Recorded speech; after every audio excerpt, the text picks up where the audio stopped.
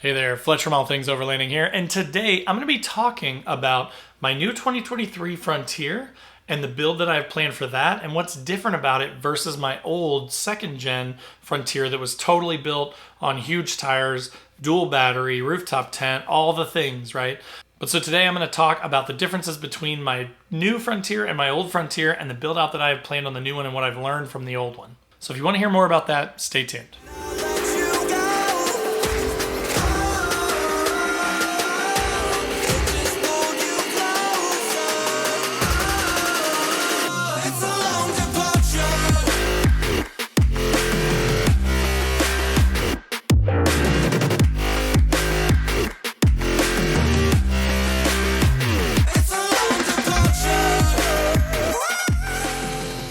Alright guys, so as I mentioned, today I'm talking about my beautiful brand new 2023 Nissan Frontier Pro-4X that I just picked up about a month ago. And I'm going to also tie it back into my second gen Titan swapped Frontier that I had before that was fully built out. And I'm going to kind of talk about the pros and cons of each. And I'm going to tell you a little bit more sort of behind the scenes or my thoughts on the new truck build. So again, this will apply to anything. It doesn't necessarily just have to be that you have a Nissan Frontier or anything. If you're listening to this on the podcast or watching this on YouTube, if you have any kind of vehicle and you think in the future you may be considering a newer vehicle, this should have some good content to kind of help you through my thought process, right? Like, why did I buy the new truck? What am I thinking with the new build? Am I just going to move everything over and keep it the same, or would I change things, right? So like, what's going to be different on the new truck? That's what I'm going to cover in this episode. But so now I have this totally stock brand new truck that I don't want to just destroy. I don't want to start drilling holes everywhere and slapping stuff all over everything. So now I have to really think about this new build, and it's forcing me to think about what I had done on the old truck versus what I'm going to do on this new truck and what I would change, right? So it's one of those things where I've gone down the road for a while on my old build, and I kind of finally felt like I was getting close to where it was getting more dialed in, and now I have to start from scratch. So here's some of the things that I've learned. One, on the old truck, again, I bought it built. So that's why with this one, I wanted to buy just a bone stock one. I didn't want to buy a pre-modified used one. I didn't want to do anything like that, partially because the only problems that I've had with the old truck were due to the old owner. So like, even one with 10,000 or 20,000 miles, it just makes me nervous that after the problems that I've had with the other truck, to deal with somebody else's mistakes or errors or the things that they've done to the truck that maybe might cause problems down the road. So that's part of it. When I was moving to the new truck, that's part of what my thinking was. Also, there's something to be said about starting from scratch and getting to build the whole truck yourself. Don't get me wrong. I love my old truck. It's a monster of a truck. It's amazing. It's super capable. And it's just awesome, right? Like a big Titan swap Frontier is a cool thing to have. And it was a great time to drive it around town and have people wave at you and see you. And there were a lot of pros to it.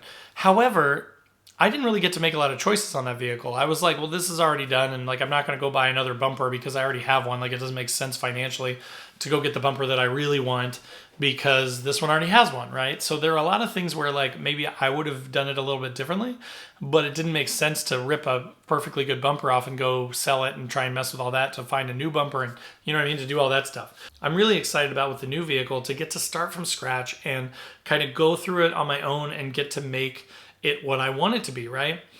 And then another thing that's kind of a pro of the new truck versus the old truck is, the old truck was Titan swapped on 35s, so it was really built. It got really bad gas mileage though, and that also makes it so that it's just not quite as reliable as the new truck, right? So all new components, stock size height right now, stock size tires, stock drivetrain, everything is stock.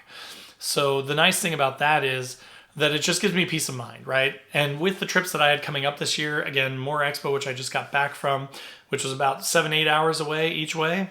And then the Canada trip in July going 4,200-ish miles round trip in 2 weeks. And then later this year, we've got the Core Expo, which is about 10, 11 hours away from where I live. So I've got all these big, long trips. And, I just wanted to make sure that I had something that was going to be reliable and bulletproof to be able to make those trips. So that's kind of the reason for the switch to the new truck. So now diving more into what I've learned, right? So again, I've already kind of mentioned the tire size. Like, the fact that the old truck was super capable is awesome. But for overlanding, a lot of my trips consist of a long period of driving on the highway to get to an area to then go exploring. So with the new truck, kind of my focus is going to be more on getting it lifted, getting it on bigger tires and stuff, but making it a little bit more reasonable, making it something that's a good middle ground where I can still get decent gas mileage and still have decent capability, but I'm kind of, instead of it being, 80% capability, 20% reliability and fuel efficiency and practicality, I'm going to go more like 50-50 or like 60% capability, 40% reliability and gas mileage, right? So that's one of the things that I've definitely learned is I'm tipping the scales more away from super modified, super aggressive, super crazy build to like something that's more just usable and practical. Another thing that I've learned from the old build to this build is that I want to use better quality gear, right? So I had some really nice, really cool gear on the old truck. Don't get me wrong. I'm not saying anything I had was really bad, but like the Red Arc stuff is amazing. I definitely want to carry that over to the new build. But like my lighting, a lot of my lighting on the old truck was really budget-minded lighting. So on the new truck, since I'm planning to build it now and keep it for a long time, I don't want to deal with condensation getting in my lights. I don't want to deal with, them failing or anything like that. So instead of going with cheaper stuff from a lighting standpoint, I'll probably be going with better name brand stuff because I want it to last for the life of this build. And the plan with this truck is, because I paid a bunch of money for it and bought it new, is really I've got to run it for like 8-10 years probably to get my money back out of it, right? To make it make sense from like a expenditure standpoint. So that's kind of my goal, is to build it for the long term, right? So I'm going to build it with better quality gear. I'm going to build it in a better way versus trying to get things done quickly. I'm going to take my time. I'm going to kind of slowly build it up over time. And then we're going to see how it goes from there. And then another thing that I've learned from the old truck to now is, again, there are a lot of pre-existing products out there, like my deck system is a good example. The deck system is fine. There's nothing wrong with it. It's just has a lot of wasted space and stuff in it. Came with my old truck, so I didn't see the point in ripping it out and, again, trying to sell it and then trying to buy something else. But on the new truck, since I'm starting from a fresh platform, I'm kind of considering some options, like talking to the extrusion and overland guys and seeing if there's a way that we could build like a bed slide out of extrusion, something that would slide out of the bed and give you access to all the stuff in your bed. So I'm going to be thinking about that stuff. I kind of talked about that on the old truck because that's where my head was at there too, was getting rid of the deck system and potentially building my own thing.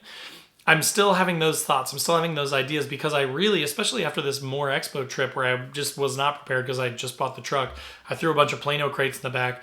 It was a pain in the butt, right? Because I had to keep sliding these Plano crates out, finding my gear. I didn't have a place for anything because I just kind of threw it in crates the day before I left.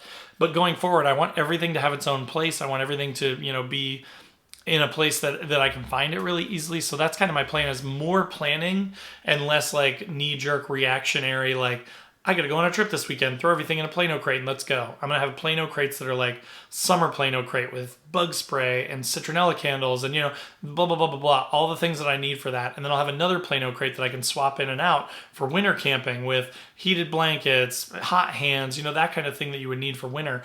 A kitchen box, etc., right? So I'm going to really try and draw things out on a piece of paper. I'm going to try and plan things out. I'm going to make sure things are laid out. I'm going to use more organizational type bags and boxes and things like that to get my stuff so that everything has a place in the crates.